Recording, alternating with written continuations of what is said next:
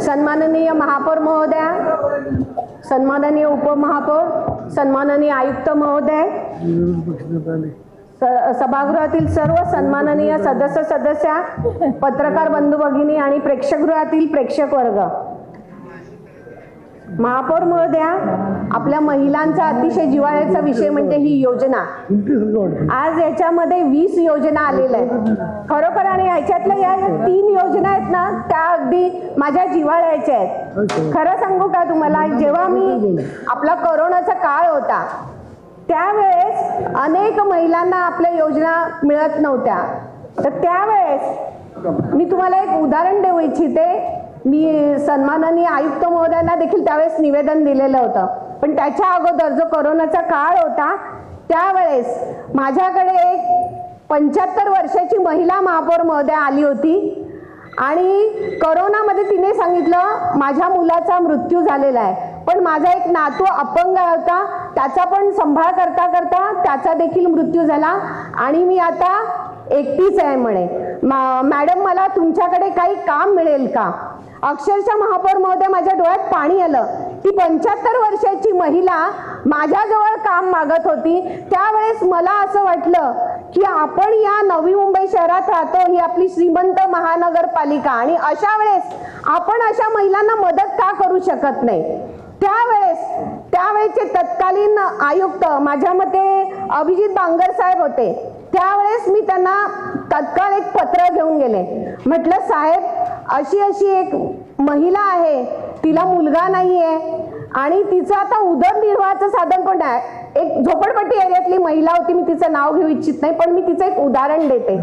त्यावेळेस मी सरांना सांगितलं, म्हटलं की आपण आपल्या बजेटमध्ये अशी तरतूद करा की त्या अशा महिला ज्या 65 वर्षाच्या ज्या वर महिला आहेत, ज्या 70-75 कडे आलेल्या आहेत, त्या घरकाम करण्यासाठी उत्सुक आहेत, अशाही महिला आहेत की ज्यांची मुलं त्यांना बघत नाही. महापौर महोदय, हे आपल्याला देखील माहित असेल. आपण अशी किती उदाहरणं बघितलं, कारण आपण डाऊन टू लेवलला उतरून काम करतो त्यावेळेस या गोष्टी आपल्या डोळ्यासमोर येतात आणि हे मुद्दे आपण मांडतो.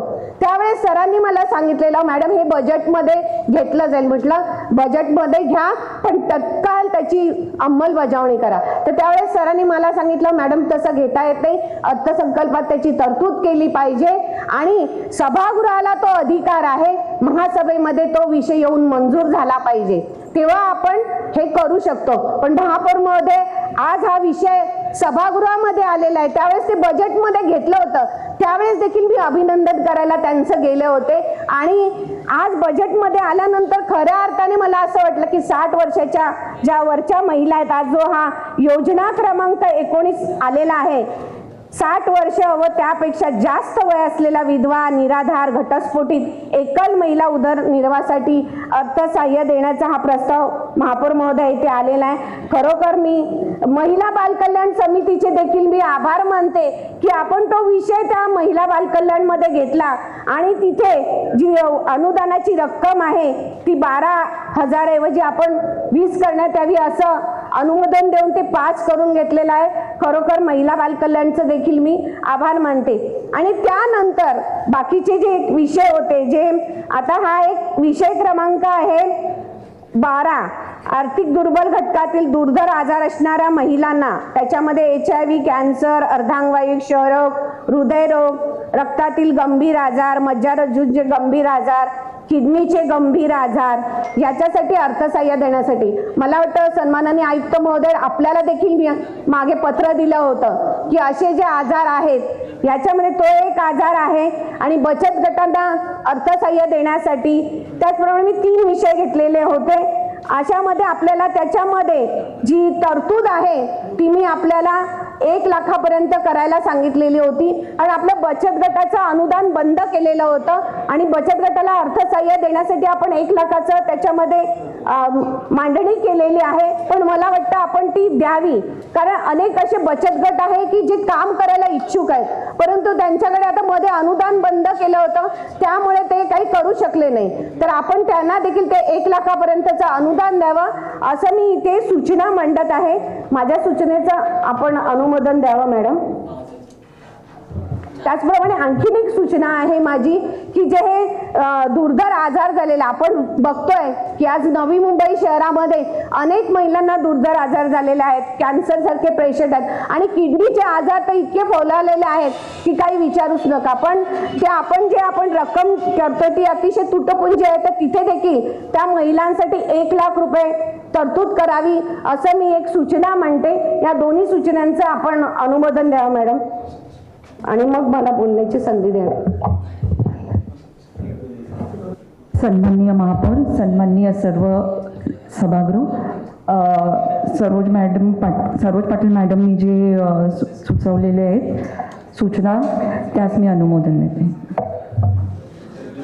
सन्माननीय महापौर मॅडम, ज्या मी सूचना मांडलेल्या त्या आपण कराव्या. आता तुम्ही बघाल की मी पत्रकार आपलं नवराष्ट्र आहे त्या पेपरमध्ये देखील ते विधवा महिलांना पेन्शन योजना चालू करण्यासाठी मागणी केलेली होती, कारण ठाण्याला विधवा महिलांसाठी पेन्शन स्कीम योजना चालू आहे, तर त्यासाठी मी तेव्हा ती मागणी केली होती. परंतु खरोखर महापौर महोदया, आज हा विषय जो सभागृहात आलेला आहे त्या माध्यमातून मी पत्रकारांचं देखील आभार मानते. पालिका प्रशासन त्यांनी देखील बातमी उचलून धरली होती, नवराष्ट्र पेपर यांनी देखील ती बातमी उचलून धरलेली, तर त्यांचंही पत्रकारांचं मी आभार मानते. आणि महापौर महोदया, आपण ज्या ह्या योजना आणल्या आहेत, ज्या वेळेस आपण ह्या योजना राबवतो त्या ह्या योजना तळागाळातील लोकांपर्यंत पोहोचल्या गेल्या पाहिजेत.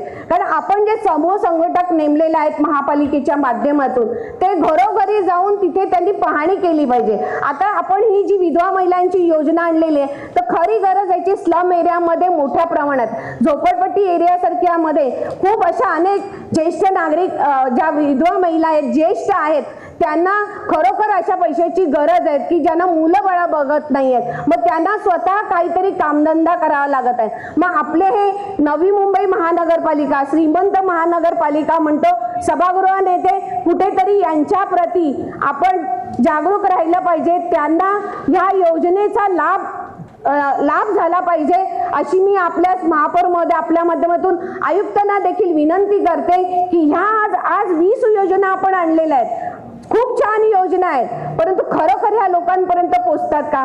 आज तुम्ही एक जी योजना आपण बघितलेली आहे अर्थसहाय्य विधवा महिलांसाठी, तर त्याच्यामध्ये आपण अटी शर्ती टाकलेल्या आहेत. तर खरोखर ते मगाशी म्हणाले की उत्पन्नाच्या दाखल्याची आहेत, जी 75 वर्षाची महिला आहे महापौर महोदया, ती उत्पन्नाचा दाखला आणायला कुठे जाणार? बिचारी आधीच तिला पैशाची कमतरता. आणि तुम्ही जर बघाल हे उत्पन्नाचे दाखले आणायचे असतील तर साधारण 300 ते 400 रुपये जे मधले कोण आणून देणारे असतात ते घेतात. त्यामुळे हा उगाचच भुर्दंड कशाला तिला? तर मला वाटतं महापौर महोदय आपल्या माध्यमातून मी आयुक्तांना विनंती करते की कुठेतरी उत्पन्नाच्या दाखल्याची अट आहे, निदान ह्या योजनेसाठी तरी ज्या ज्येष्ठ महिला आहेत त्या जाऊ शकत नाही, तर त्यांच्यासाठी तरी कुठेतरी ही अट शिथिल करण्यात यावी अशी मी आपल्याला विनंती करते. आणि खरोखर या सगळ्या योजना आणलेल्या आहेत खूप चांगल्या आहेत महापौर महोदया, आणि याची अंमलबजावणी हवी हाच माझा हेतू आहे. आणि आपण मला बोलायला संधी दिली त्याबद्दल धन्यवाद.